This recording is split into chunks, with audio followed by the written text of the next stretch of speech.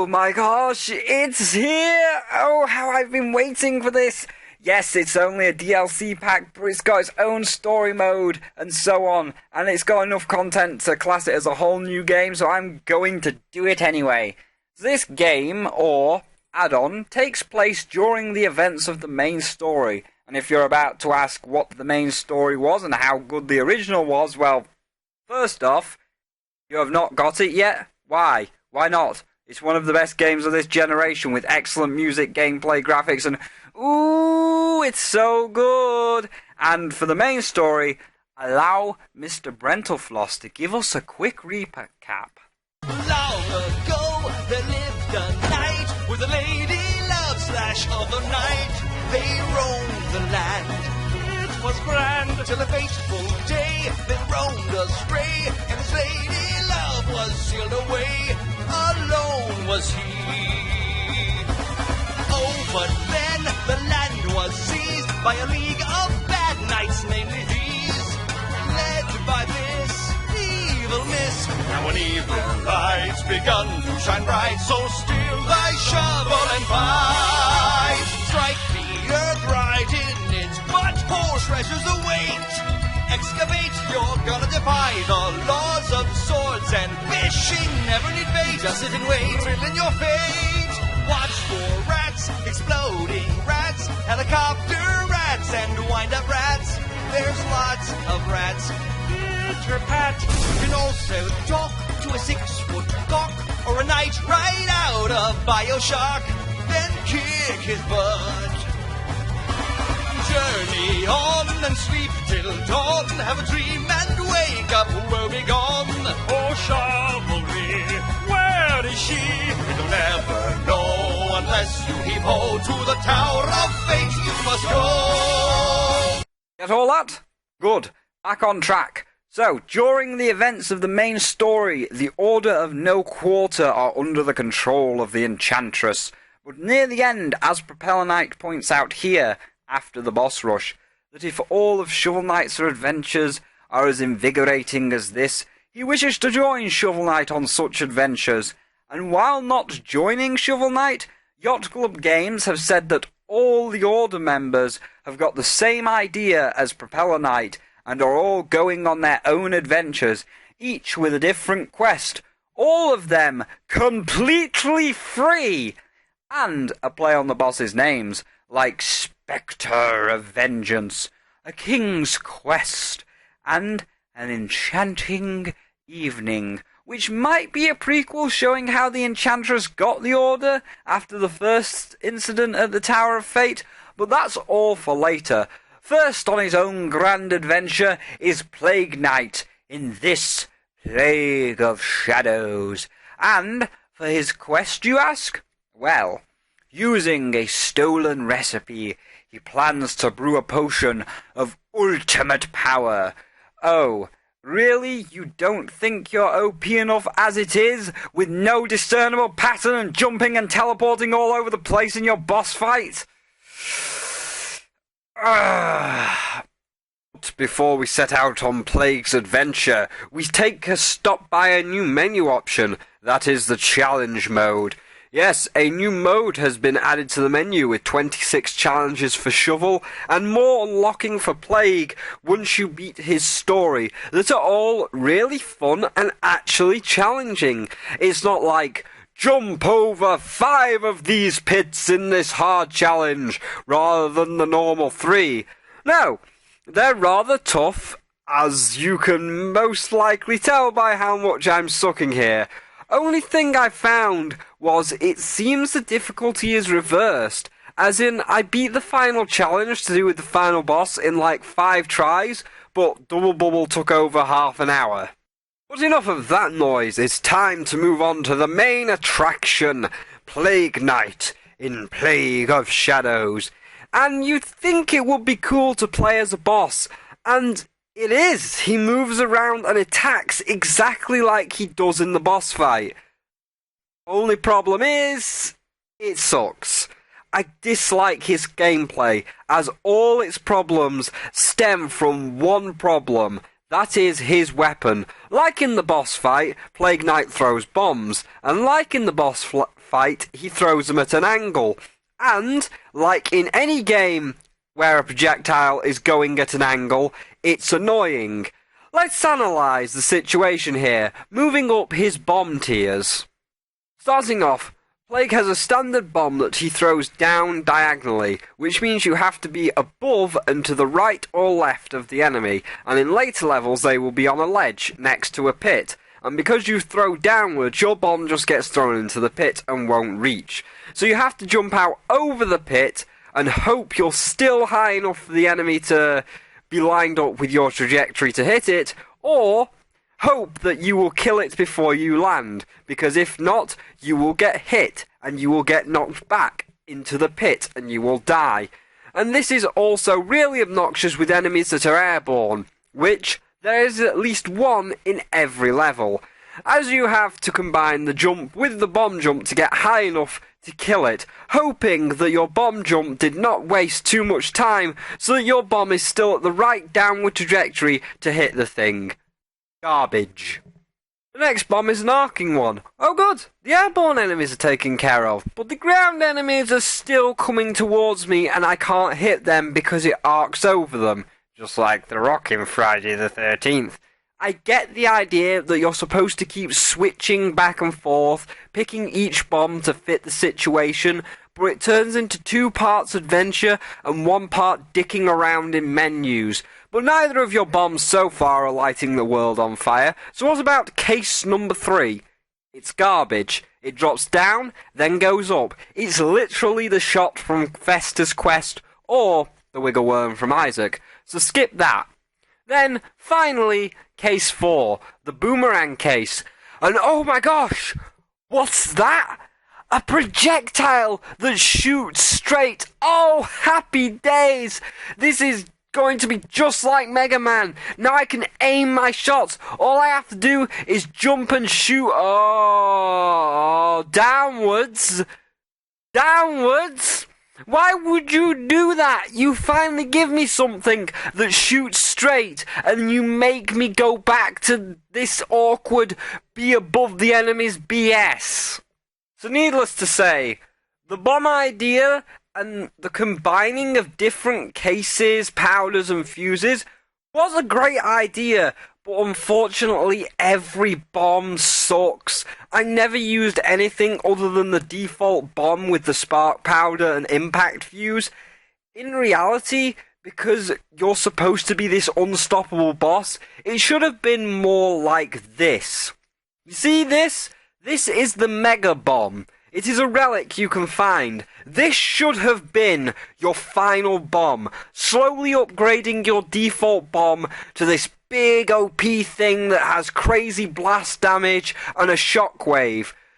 Because the default bomb was so bad, I ended up playing the level a lot more slowly and using this thing, as it has great damage, its arc is okay, and even if I missed, most of the time the shockwave would get rid of the enemies. Speaking of the Mega Bomb and the swapping of shells, like Shovel Knight, there are relics, but I'm not going to go into them as they're just basically reskins of the original relics that Shovel Knight had, like how the Smoke Bomb is the Phase Locket, the Bombfish is a fishing rod, and the Fleeting Potion is just a really, really crappy version of Risky's Boots from Shantae. Leech Life Potion's pretty cool though, as is the Staff of Striking.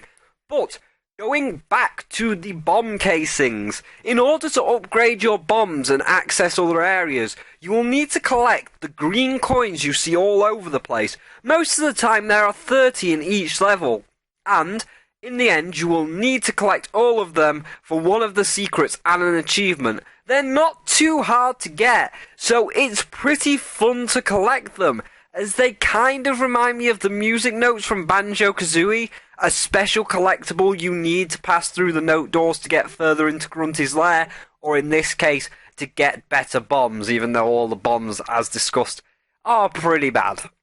Other upgrades you can buy are magic ups like before, and upgrades for the notorious bomb jump I mentioned. That being, if you hold the attack button, you charge up. When released, you're launched into the air via a bomb jump, so you can combine your double jump with the bomb jump to get a triple jump. And that's pretty damn cool. Only thing is, Plague is secretly Luigi under that mask, and he's wearing his traction shoes.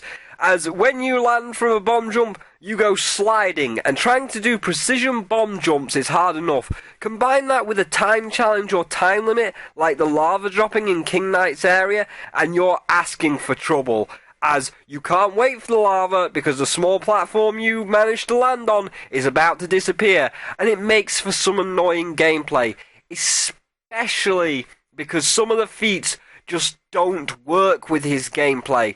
Take no damage on an Order Knight that is not King Knight. No damage in an Order of No Quarter level with stupid arcs and traction shoes. You must be crazy as me to think that was a good idea. Now, luckily, there is at least a fix for the traction shoes. That is, you can change the bomb jump to a glide move to drop slowly. Now, with all this being said, while I wouldn't say hate, but dislike Plague Knight and Plague Knight's attacking, everything else is great. The relics, while mostly just reskins of shovels, are pretty cool to see, and especially when they're not reskins, like the big bombs or the leech liquid.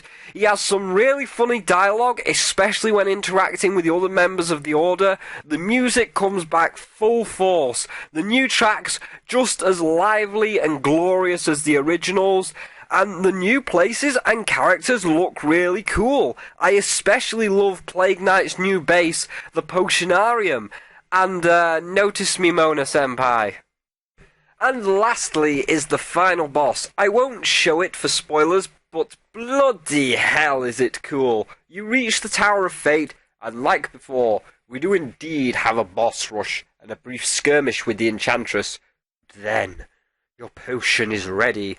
And, like with any story, it backfires and turns into the two-part final boss, the first of which was kinda cool. Nice to see they fit in somehow, but upon the first form's defeat, it transforms into the big bad final form. And the design is awesome. It's pretty fun fight too. My only one nitpick about it is it seems that the hitbox to me is a bit wonky. Not the main one on the head that deals damage. No, the one in the lower half, in the purple cauldron-like thing. Sometimes I would hit the cauldron dead center, yet it still would not accept it as a hit. I found myself using the big bomb for the fight as the blast radius and the shockwave ensured it would take damage to reveal the head's weak point. My friend did recommend the Staff of Striking, but at that point I was already on the final hit and it was over. But the staff for the one cauldron attack I used it for seemed to work with the cauldron's hitbox. And something else that was really cool was the ending. Again, I won't spoil the whole ending as there are bigger things at work.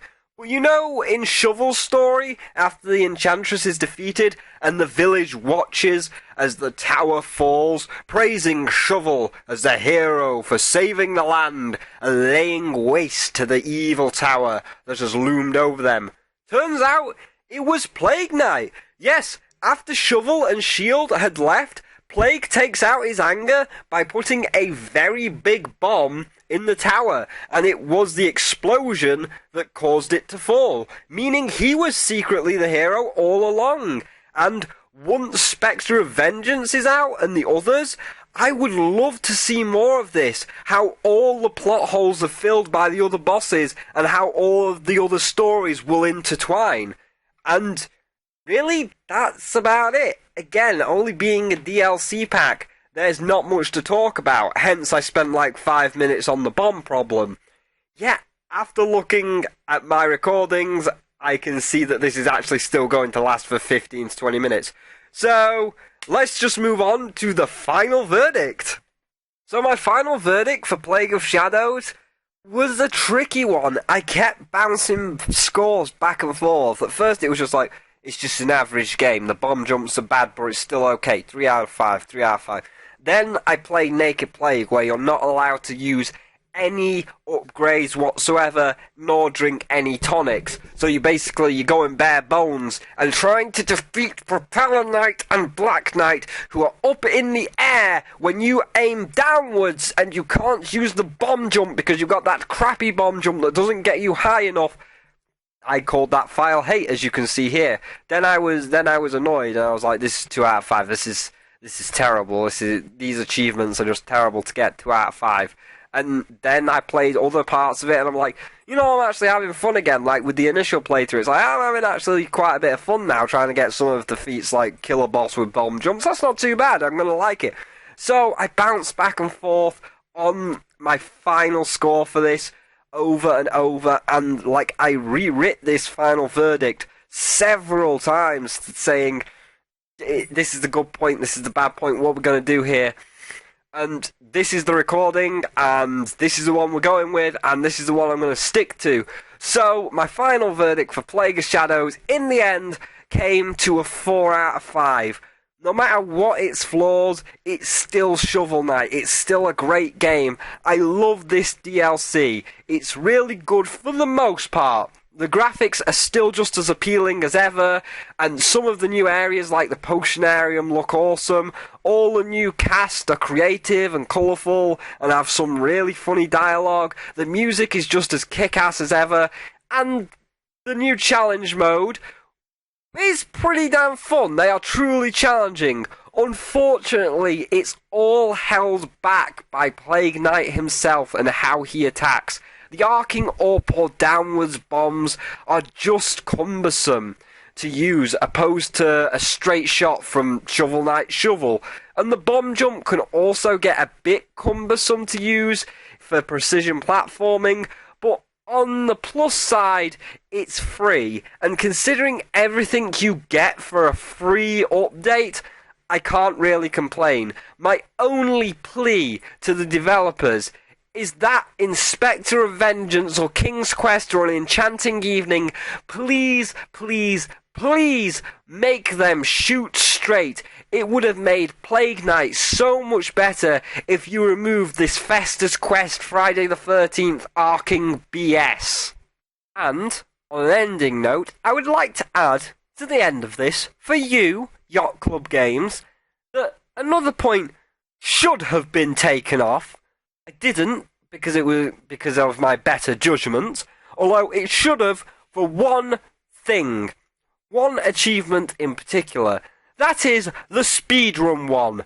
This should never, ever be an achievement. It is not fun to rush through the game. Speedruns are saved for those who want to do it. Something that is optional for professionals that want to do it. Forcing it upon a player as an achievement is bullshit. It was not fun in the Fast Mario levels, it was not fun in Kingdom Hearts, and it was not fun in your original game. The only game where it's been barely, and I mean barely tolerable, is Shantae and the Pirate's Curse, because all her levels and powers are designed to go fast, encompassing everything like the boots combined with the sword to make you run fast, be invincible, and crash through everything in an unstoppable tornado.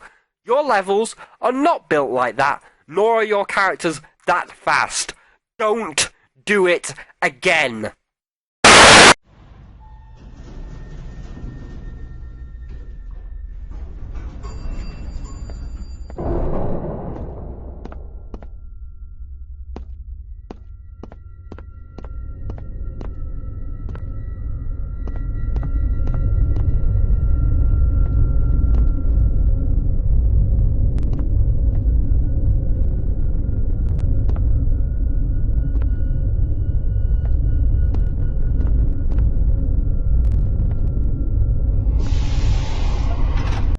SCP-049 is humanoid in appearance, standing at 1.9 meters tall and weighing 95.3 kilograms.